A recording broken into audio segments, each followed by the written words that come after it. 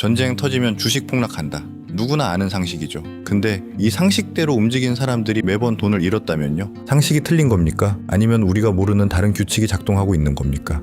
이게 궁금해서 1990년 걸프전부터 2023년 하마스 전쟁까지 전부 뒤졌어요. 전쟁 직후 주가가 얼마나 빠졌는지, 그 뒤에 어떻게 됐는지 숫자를 하나하나 추적했습니다. 결과가 충격적이었어요. 전쟁 공포에 팔았던 사람들이 예외 없이 반등을 놓쳤습니다. 그러면은 답은 간단하죠. 이번에도 버티면 되는 거 아닙니까? 여기서 멈추세요. 역사상 딱 한 번 버틴 사람도 처참하게 무너진 적이 있어요. 1년 동안 시장이 43% 증발했고 회복하는데 수년이 걸렸습니다. 1973년 오일 쇼크요. 문제는 지금 이란이 꺼내든 카드가 그때랑 같은 종류라는 거예요. 전쟁 그 자체가 아니라 에너지를 무기로 쓰는 구조, 호르무즈 해협 봉쇄라는 세 글자가 지금 시장을 짓누르고 있습니다. 근데 1973년에는 없었고 2026년 지금에만 존재하는 조건이 하나 있어요. 이 조건 하나가 삼성전자의 운명을 완전히 다른 방향으로 끌고 갈 수 있습니다. 지금 삼성전자 때문에 잠 못 자는 분 주변에 계시면 이 영상 꼭 공유해주세요. 그분한테 진짜 필요한 이야기일 겁니다. 지금부터 하나씩 풀어드릴게요. 먼저 역사부터 볼게요. 전쟁 터졌을 때 시장이 실제로 어떻게 움직였는지 숫자로 확인하고 갈게요. 1990년 걸프전, 이라크가 쿠웨이트 침공하자 전 세계 증시가 흔들렸어요. S&P 500이 석 달 만에 18% 빠졌습니다. 그때 주식 팔았던 사람들이 있었잖아요. 미군이 단 100시간 만에 이라크군을 격퇴했어요. 시장은 빠르게 안정을 되찾았고 팔았던 사람들은 반등을 고스란히 놓쳤습니다. 2003년 이라크전은 더 극적이었어요. 전쟁 시작 직후 S&P 500이 하락하니까 또 많은 사람들이 팔았거든요. 근데 3개월 만에 플러스로 반전됐고 1년 뒤에는 273% 올라 있었어요. 전쟁 개시가 오히려 불확실성 해소다. 이 역설적인 공식이 작동한 거예요. 2023년 하마스 전쟁 때도 마찬가지였어요. 최대 6% 빠졌다가 3주 만에 원상 복구. 패턴 보이시죠? 전쟁 공포에 팔았던 사람들이 매번 후회했습니다. 여기까지 들으면은 답 나온 것 같죠? 이번에도 버티면 된다. 잠깐만요. 여기서 멈추면 큰일 나요. 역사상 딱 한 번 이 패턴이 완전히 깨진 적이 있거든요. 그리고 그때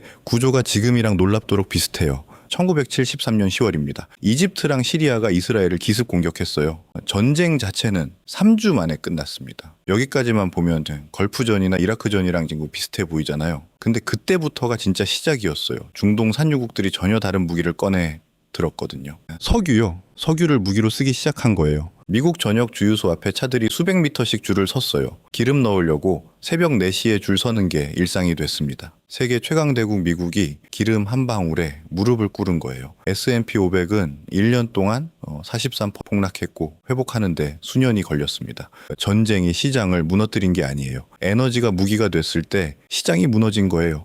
이 차이 꼭 기억하셔야 돼요. 그러면은 지금으로 넘어올게요. 이란이 지금 꺼내든 카드가 정확히 이거예요. 호르무즈 해협 봉쇄. 서울에서 수원까지 거리밖에 안 되는 이 좁은 바닷길로 전 세계 원유 해상 수송량의 약 2%가 매일 지나가요. 한국이 수입하는 원유의 70%가 이 길을 쓰고요. 1973년에는 수출을 틀어막았고 지금은 수송로 자체를 막겠다는 거예요. 효과는 더 직접적이고 더 빨라요. 이미 봉쇄를 시사하는 것만으로 해상보험료가 48시간 만에 5배 뛰었어요. 총 한 발 안 쏘고도 사실상 봉쇄 효과가 난 거예요. 이쯤 되면 이런 생각 드시잖아요. 그러면은 이번엔 1973년이랑 똑같은 거 아니냐. 삼성전자 진짜 위험한 거 아니냐. 바로 이 지점에서 결정적인 갈림길이 나와요. 1973년에는 없었고 2026년 지금에만 있는 조건이거든요. 이걸 모르면 삼성전자를 완전히 잘못 읽게 됩니다. 잠깐 2003년으로 돌아갈게요. 이 시점을 다시 꺼내는 이유가 있어요. 당시 한국 경제가 이미 만신창이었거든요. 카드사 대란으로 수백만 명이 신용불량자 됐고 내수는 바닥을 기고 있었어요. 코스피 500 아래. 삼성전자 주가도 처참했습니다. 반도체 끝났다. 삼성도 옛날 같지 않다. 지금 삼성전자 커뮤니티에 올라오는 글이랑 놀랍도록 비슷한 말들이 당시 증권가에 돌았어요. 그때 팔았던 분들이 왜 후회했는지 정확히 짚어드릴게요. 이라크전이 한 달 만에 끝났다는 것만이 이유가 아니에요. 진짜 이유는 전쟁이랑 완전히 상관없는 곳에서 벌어지고 있었거든요. 디지털 카메라가 팔렸어요. MP3 플레이어가 팔렸어요. 휴대폰이 전 세계에서 미친 듯이 보급됐어요. 이 모든 기기에 공통으로 들어가는 부품이 있었거든요. 낸드 플래시 메모리. 삼성전자가 세계 1위였습니다. 전쟁이 나든 말든 사람들은 음악 듣고 싶었고 사진 찍고 싶었어요. 반도체 수요는 전쟁의 영향을 안 받았던 거예요. 오히려 전쟁 동안 경쟁 업체들이 투자를 줄이면서 공급이 조여들었거든요. 수요는 그대로인데 공급이 줄었으니까 반도체 가격이 오를 수밖에 없었죠. 삼성전자는 그 수혜를 고스란히 받았습니다. 여기서 핵심 뽑을게요. 2003년에 삼성전자를 지켜낸 건 전쟁의 결과가 아니었어요. 전쟁이랑 상관없이 돌아가는 수요 엔진이 있었기 때문이에요. 그게 휴대폰 보급이었습니다. 그러면은 2026년 지금은 어때요? 이 질문이 모든 걸 결정해요. 지금 삼성전자 메모리 수요의 60% 이상이 미국 데이터 센터에서 나옵니다. 엔비디아가 칩 만들고 마이크로소프트가 서버 돌리고 구글이 AI 학습시키는 거 있잖아요. 이건 전쟁 나도 안 멈춰요. 2003년 수요 엔진이 휴대폰이었다면 2026년 수요 엔진은 AI예요. 규모가 비교가 안 돼요. 휴대폰 보급이 만든 반도체 수요랑 AI가 만들고 있는 반도체 수요는 차원이 달라요. 전쟁이랑 상관없는 거대한 엔진이 지금 삼성전자를 바치고 있는 거예요. 솔직히 이쯤 되면은 이런 생각 드시잖아요. 그래, AI 수요 강한 건 알겠다. 근데 전쟁이 진짜 커지면 다 소용없는 거 아니냐. 유가 폭등하면은 반도체 공장도 못 돌리는 거 아니냐. 맞아요. 그래서 지금부터가 진짜 중요합니다. AI 수요 말고 삼성전자한테만 지금 이 순간 생기는 조건이 4가지 더 있거든요. 하나씩 말씀드릴게요. 근데 하나 들을 때마다 이 정도면 됐다 하고 넘기지 마세요. 마지막 4번째가 가장 중요하니까요. 첫 번째, 경쟁자가 삼성전자보다 훨씬 더 크게 다칩니다. 중국 산둥성에 티팟 정유소라고 불리는 소형 독립 정유소들이 있어요. 찻주전자처럼 작다고 해서 붙은 별명이에요. 이 작은 공장들 전부 합치면은 중국 전체 정제 능력의 상당 부분을 담당하거든요. 근데 이 공장들 심장이 이란산 원유예요. 국제 시세보다 배럴당 $10 싸게 사서 간신히 마진 맞추는 구조였습니다. 이란 원유 공급이 흔들리니까 어떻게 됐냐면요. 산둥성은 정유소 평균 가동률이 64%에서 51%로 뚝 떨어졌어요. 원유 한 톤 처리할 때마다 $49씩 손해가 나기 시작한 거예요. 공장 원가가 오르면 중국 제조업 전체가 흔들려요. 중국 반도체 업체들도 마찬가지예요. 생산 원가 오르고 투자 여력 줄어들거든요. 위기 오면 1등이 더 강해지는 이유가 뭔지 아세요? 2등, 3등이 먼저 쓰러지기 때문이에요. 삼성전자가 1등입니다. 두 번째, 환율이 삼성전자 편으로 움직이고 있어요. 전쟁 터지면은 안전자산 선호 심리가 강해지잖아요. 달러가 강해지고 원화가 약해져요. 이게 왜 삼성전자한테 좋으냐면요. 삼성전자 매출의 80% 이상이 해외에서 나오거든요. 달러로 벌어서 원화로 환산하는 구조예요. 원달러 환율이 오르면은 같은 달러 매출이라도 원화로 바꾸면 더 커져요. 러우 전쟁 때도 이게 똑같이 작동했거든요. 환율 상승이 삼성전자 수출 실적을 받쳐주는 버팀목이 됐습니다. 달러 환율 오르는 거 보면서 불안해하시는 분들 계시잖아요. 삼성전자 입장에서는 오히려 실적이 좋아지는 조건이에요. 지금 증권가에서 환율 상승도 실적 증가 요인이라고 보는 이유가 바로 이거예요. 세 번째, 불확실성이 오히려 메모리 가격을 지켜줘요. 좀 역설적으로 들리실 수 있는데요.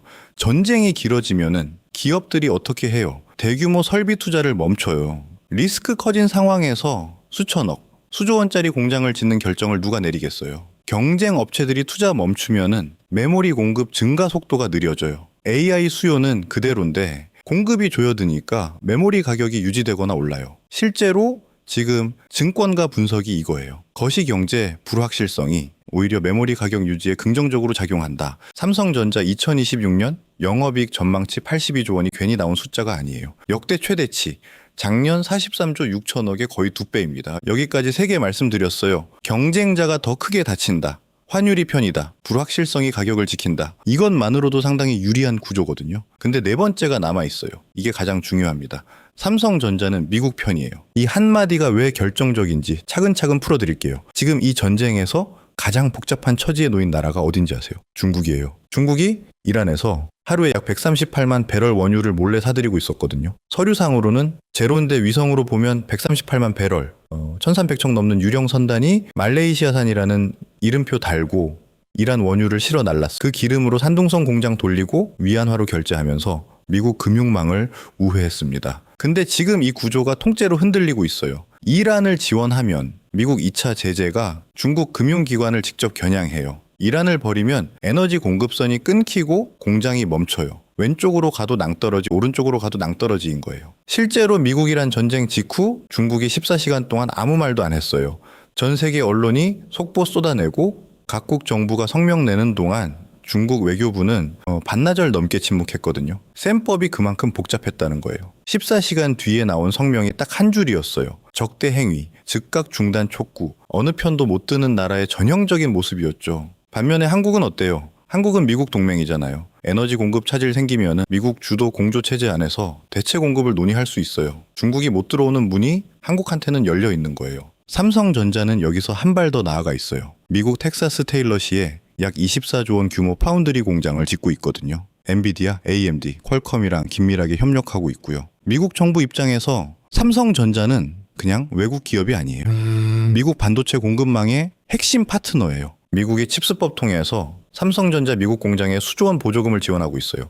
미국이 돈을 줘가면서 붙잡고 싶은 기업이라는 뜻이에요. 전쟁이 길어질수록 미국은 중국 의존도를 줄이려 해요. 화웨이 맞고 중국산 반도체를 시장에서 밀어내려 하잖아요. 그 빈자리 채울 수 있는 기업이 어딥니까? 삼성전자예요. 지정학적 위기가 오히려 삼성전자의 전략적 가치를 높이는 역설이 지금 벌어지고 있는 거예요. 중국은 어느 편도 못 드는데 삼성전자는 이미 미국 편에 서 있거든요. 이 차이가 앞으로 몇 년간 두 나라 반도체 산업의 운명을 갈라놓을 거예요. 정리할게요. 하나, 중국 경쟁사가 삼성보다 더 크게 다친다. 둘, 환율 상승이 삼성전자 실적을 밀어올린다. 셋, 불확실성이 메모리 가격을 지켜준다. 넷, 지정학 구도에서 삼성전자는 미국 편이다. 이 네 가지가 동시에 작동하는 건 삼성전자 역사상 처음 있는 일이에요. 여기까지 들으시면 이런 생각 드실 수 있어요. 그러면 지금 당장 삼성전자 사야 되겠네? 멈추세요. 저는 삼성전자 사라고 말하는 게 아니에요. 구조를 정확히 알고 판단하시라는 거예요. 구조를 알려면은 리스크도 똑같이 알고 계셔야 돼요. 리스크는 딱 하나예요. 호르무즈 해협이 완전 봉쇄 상태로 6개월 이상 지속되는 시나리오.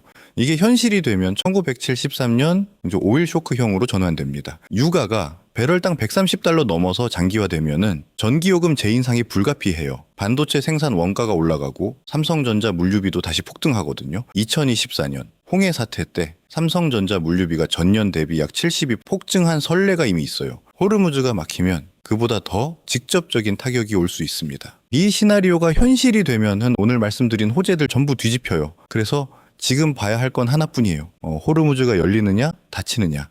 이게 이번 사태의 유일한 분기점입니다. 단기적으로 출렁이는 축에 매일 계좌 확인하면서 마음 타들어가는 분들 계시잖아요.